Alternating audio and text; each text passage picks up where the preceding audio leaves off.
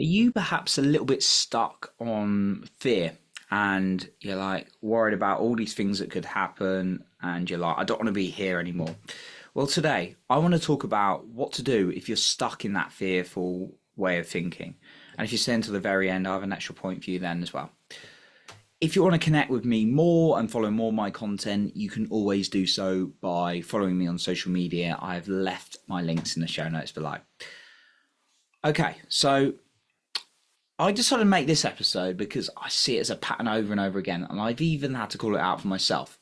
I actually do a one-on-one coaching session with myself every single week, as well as my own coaches, and I literally ask myself the questions that I know one of the best mentors I've ever had, Joseph, would ask me because I asked him sometimes as a group. I know exactly what he's going to say almost, and I imagine I'm talking to him and answer. If I'm really not sure, I'll ask him in our group call or team meeting.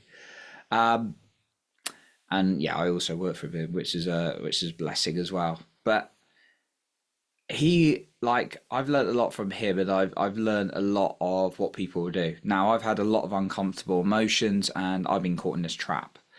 And what I've noticed is the biggest challenge is people focus on what they don't want. All right. And I had someone that asked me the other day and said, right, okay, I don't want to feel these things. I'm running away from that. And I'm like, what do you want? And then they just couldn't tell me, right? Um, I've seen that many, many times. And this is what my mentor always says, what do you want? What do you want? What do you want? And then it's about focusing on that and then what's stopping you, right? What's in the way and how we interrupt that. And this is it. It's focusing on what we want more often. Now, it's not just dismissing all the negatives, be like, they don't matter. Let's just focus on what we want, because you've probably fully well know when you think of something negative, your body can feel with like this adrenaline, this cortisol, this stress. So, we need to work on that. But often, if we keep asking ourselves, what do we not want, asking these negative questions, what if this happens, what if that, you're only going to get negative thoughts. Therefore, it's going to fill your body with more negative feelings and chemicals. But if you can direct it to feeling more positive or asking yourself what you want and focusing on that and then overcoming the challenges, it's a completely different way of thinking. And maybe it's harming you, like thinking about like, I don't want this, I don't want that, because when you focus on something, you attract more of that energy, and you're attracting more of the energy of the thing you don't want by focusing on what you don't want, even though you don't want it, right? You're thinking about it. It's like if I say to you, don't think about an elephant, don't think about an elephant, don't think about an elephant. What are you thinking about right now? You're thinking about an elephant, aren't you? Because I've just said the words don't think about elephants, right? So, but if I say like, think about you being a millionaire, think about you being a millionaire and having the financial freedom to live your dream life, and just have that dream relationship, maybe you're in it already, and that dream body, again, maybe you got that already, and everything you desired. What you thinking about? What I've just said, right? You're excited, probably, right? And that's what I find here. When I thought about why am I struggling like this, what went wrong, what struggled in my childhood. Now there definitely is 100% a time and a place for therapy, diving in, feeling things. Grief is really important, for example, to process. Trauma is really important to process and work through it. But if you're all the time focusing on what you don't want and trying to understand why you're feeling so down, then it's not going to be bringing you more positive thoughts. So for me, really focusing on what I want has really, really helped. Of course, do the other work. Things like breath work has really helped me. People do things like hypnotherapy, CBT for the things that are really struggling with them. Some people go through things like PTSD. And again, just, being very clear, I'm not a mental health professional. I'm just sharing what has worked for me on my men's mental health journey. So you got a real severe challenge, of course, do get the professional help. That's what I'm saying. But if you're in a place where you're thinking you're getting a bit anxious each day, and you're thinking about what could go wrong, then you're directing your focus energetically towards the wrong thing. So let's go through a few simple tips. Okay, so the first thing is asking yourself, of course, what do you want? What do you want? What do you want? What do you want? Right.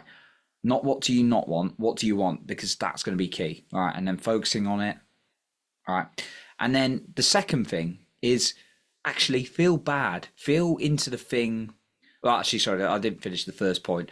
Focus on what you want and then feeling it like you've already got it. Put a smile on your face and just, even that takes you a while. Do it again and again and again. This, and then the second point is feel bad and interrupt that. So feel the bad emotions and then just jump up, put a smile on your face, say stop, and then feel the good things and keep doing that. Do that 10 times because that's creating a pattern interrupt. And the more you can do this process, the more effective. And then the third point, celebrate. Celebrate the fact that you're focusing on what you want and you've interrupted your pattern of feeling bad, right? Because I'll give you an example. I'm going to walk through this and give you an example of how we do this, how I do this, or the guidance I've given people on this. So say that this has been a big one for me, you're worried about the fear of rejection. Now I work in sales and this can be a big one for a lot of people in sales, right? When they start, it's what is beautiful about sales is when you work for a company of integrity and want to help people, not just thinking about taking money from people. I'm not for that. I do like, it's good to make commission, but I also want to serve the people as well and do it for a cause and invite them into something special that's going to help their life. But if you want to go into a career that's really going to push you into this fear of rejection, go into the sales, right? And I don't even do cold calling, but that's like another level, right? Okay.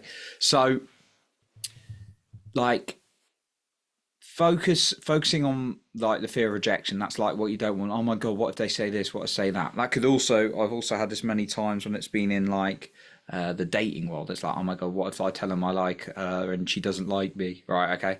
Or it's like, what if this person shouts at me on the phone or doesn't like who I am, right? On like a sales or even a business deal, or even in career, you go for a job interview. What if they don't like me and I don't get the job, right?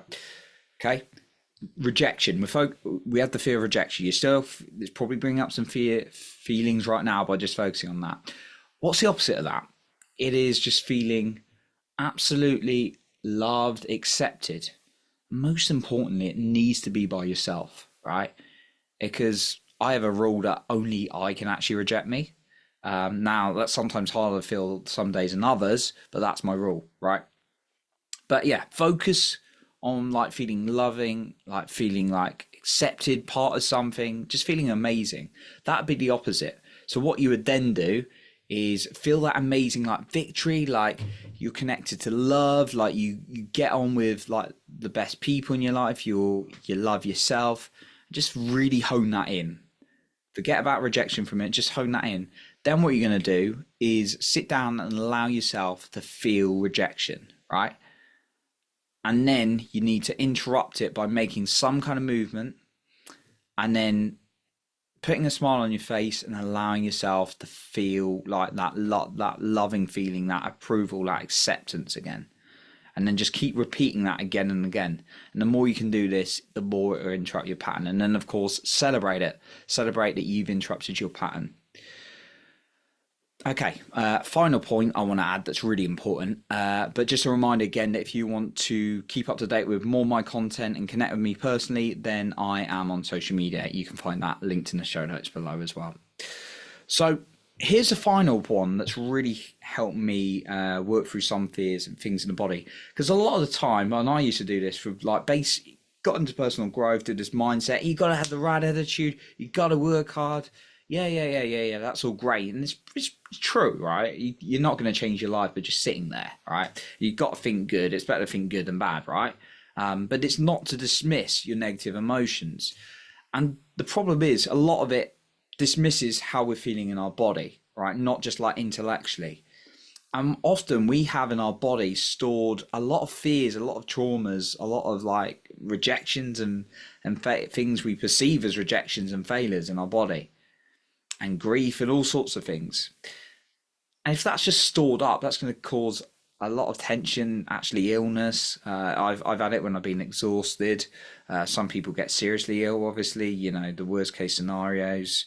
People develop heart attacks or cancer from just illnesses in the body that can often come from like the way we mentally think about stuff. So breath work is really beautiful to dive into the body because it allows you to go into some of these stored emotions, these fears, and then work through it. So I'd highly recommend checking out breath work. I check out somatic breathwork in particular. They're really, really good.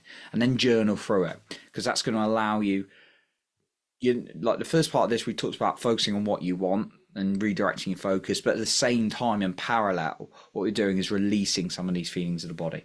So that's what I wanted to share with you today, focusing on what you want, because if you focus on what you don't want, that's going to create more fear. There's just then by saying this, there's no fearless people. There are people who fear less though, because they work on their minds every single day and they work through situations. Okay. And then they start focusing on what they want more. And even when fear comes up, they're able to focus on what they want and then move through it.